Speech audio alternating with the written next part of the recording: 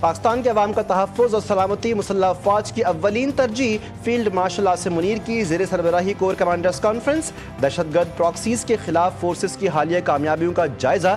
Forum کی بھارتی sponsored proxies کے ہاتھوں حالیہ دہشت گردانہ حملوں میں شہید ہونے والوں کے ایثار ثواب کے لیے فاتحہ خوانی۔ فیلڈ مارشل عاصم منیر نے کہا، دنیا بھارت کے توسیع پسندانہ عزائم سے بدظن ہو رہی ہے۔ بھارت کی طرف سے دو طرفہ فوجی کشیدگی میں کسی تیسرے فریق کو شامل کرنا بھارت کی بلاک پالیٹکس کو فروغ دینے کی بے بنیاد کوشش ہے۔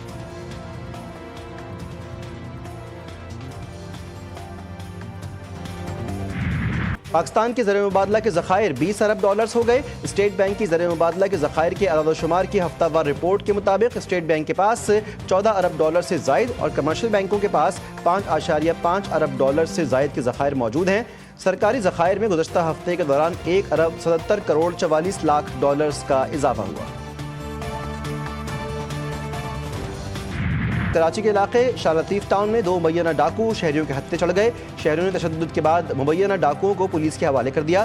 پولیس کے مطابق زیر حراست ملزمان شہریوں کو لوٹ رہے تھے۔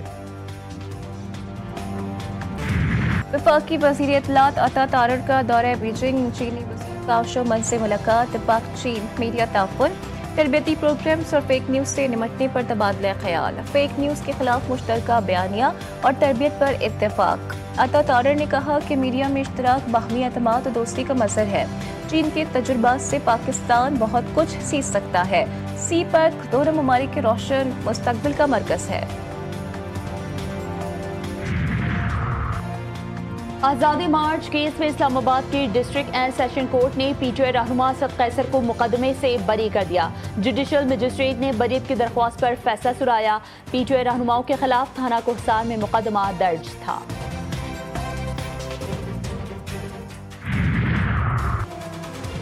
فتنہ گروپ آڈٹ رپورٹ پر شور مچاتا رہا۔ پرویز الہی اور بزدار دور میں گندم میں خرد برد ہوئی۔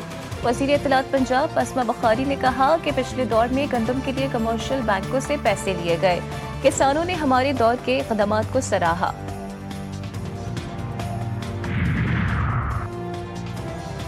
کراچی کے علاقے اورنگی ٹاؤن میں قاتل لٹیروں نے گھر کا واحد کفیل چھین لیا۔ باپ کے جنازے پر سعودی عرب سے آیا نوجوان قاتل لٹیروں کے ہاتھے جان گنوا بیٹھا۔ دوران واردات موبائل فون چھیننے کی کوشش پر جبران نے مزاحمت کی تو ملزمان نے فائرنگ کر دی۔ گولی مقتول کے سینے میں لگی۔ 24 سالہ جبران روزگار کے سلسلے میں سعودی عرب میں مقیم تھا۔ گزشتہ ہفتے والد کے انتقال پر کراچی آیا تھا۔ ڈیرہ اسماعیل خان میں خوفناک حادثہ، تحصیل پہاڑ پور میں ڈیرہ چشمہ روڈ پر ٹرک اور کار میں تصادم۔ حادثے میں 5 افراد جاں بحق، بنیر میں کار بے قابو ہو کر کھائی میں جا گری۔ خواتین اور بچے سمیت 5 افراد جاں بحق، 8 زخمی ہو گئے۔ باجوڑ میں مسلح افراد کی فائرنگ، اے این پی رہنما سمیت 2 افراد قتل۔ مقتولین میں مولانا خان زیب اور پولیس اہلکار شامل، لاشیں اسپتال منتقل۔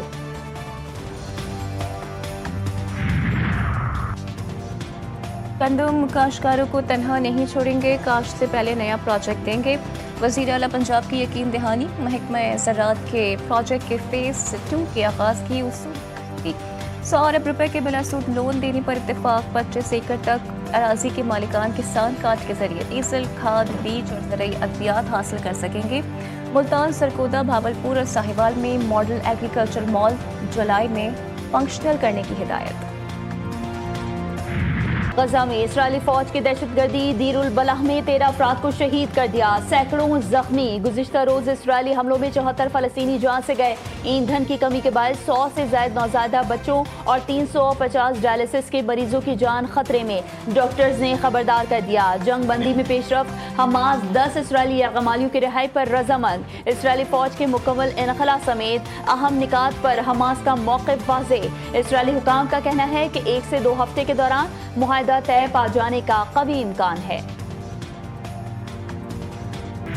ماسکو کا یوکرین پر سب سے بڑا حملہ، یوکرین پر گزشتہ رات ریکارڈ 728 ڈرونز برسا دیے، 13 میزائلز بھی داغے گئے۔ یوکرینی صدر ولادیمیر زیلنسکی نے کہا ہے کہ روسی حملوں سے لوسٹک شہر سب سے زیادہ متاثر ہوا، 10 دیگر علاقوں کو بھی نشانہ بنایا گیا۔ روسی حکام کا کہنا ہے کہ اس حملے میں یوکرین کی ملٹری تنصیبات کو نشانہ بنایا گیا۔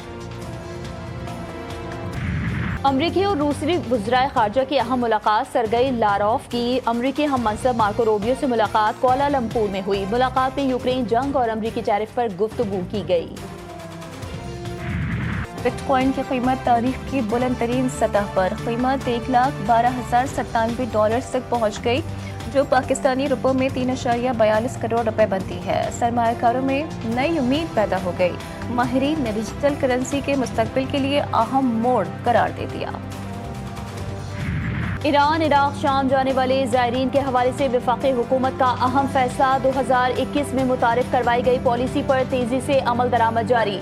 हज और उम्रा की तरह अब ज़ियारत मुक़द्दसा के लिए भी वज़ारत मजहबी उमूर में रजिस्ट्रेशन लाजिम करार दे दी गई। गुस्ल काबा की सालाना रूह परवर तकरीब का इनेकाद। बैतुल्ला की अंदरूनी दीवारों और फर्श को गुस्ल दिया गया।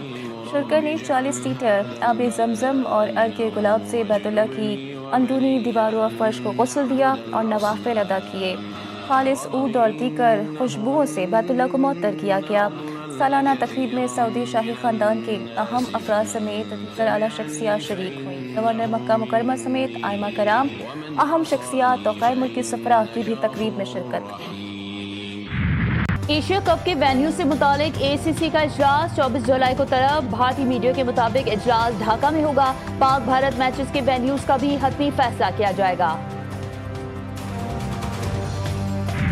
बांग्लादेश के खिलाफ T20 सीरीज के लिए कौमी टीम का तरबियती कैंप कराची में शुरू। मुंतखब खिलाड़ियों के अलावा बाबर, रिजवान, शाहीन, नसीम और वसीम जूनियर भी शरीक। पहले तमाम खिलाड़ियों की बैटिंग, बॉलिंग और फील्डिंग की मशकें। तरबियती कैंप 15 जुलाई तक जारी रहेगा। टीम 16 जुलाई को ढाका के लिए उड़ान भरेगी। 3 मैचेस की सीरीज 20 जुलाई से खेली जाएगी।